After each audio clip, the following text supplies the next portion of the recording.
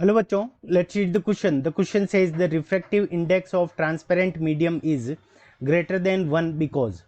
Option A, speed of light in vacuum is less than speed of light in transparent medium.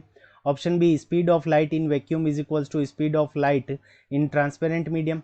Option C, speed of light in vacuum is greater than speed of light in transparent medium. And option D, speed of light wave changes when it moves from rarer to denser medium. ठीक है बच्चों.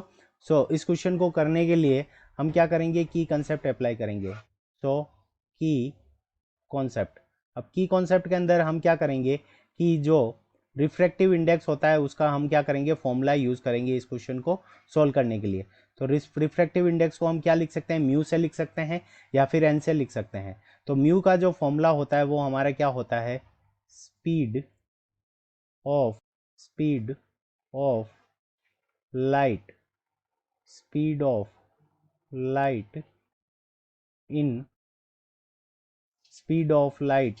In vacuum speed of light in vacuum divided by speed of light in vacuum divided by speed of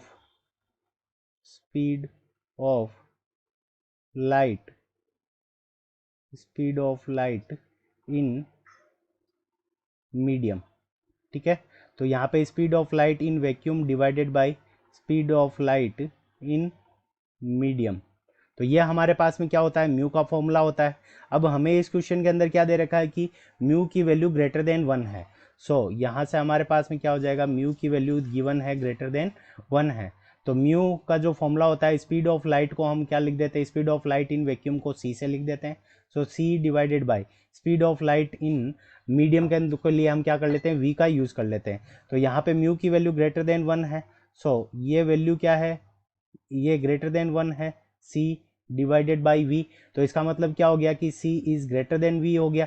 तो इसका मतलब क्या हो गया कि स्पीड ऑफ लाइट इन जो हमारा होगा वैक्यूम के अंदर स्पीड ऑफ लाइट क्या होगी, ग्रेटर देन मीडियम हो जाएगी.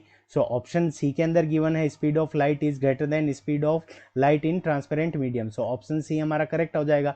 ऑप्शन ए के अंदर वैक्यूम के अंदर कम दे रखा है तो ये इनकरेक्ट है. स्पीड ऑफ लाइट ये दोनों इक्वल दे रखी है तो ये भी इनकरेक्ट है. और यहाँ पे क्या दे रखा है कि speed of light of wave changes when it moves from rare to denser medium. तो यहाँ पे खाली चेंज दे रखा है, जबकि रेयर टू डेंसर जाता है तो इसकी स्पीड ऑफ लाइट क्या हो जाती है, कम हो जाती है. ऑप्शन डी में पूरा स्टेटमेंट करेक्ट नहीं है तो ऑप्शन डी भी इनकरेक्ट हो जाएगा. Option C is the correct answer of this question. I hope you understood it well. Best of luck. Thank you.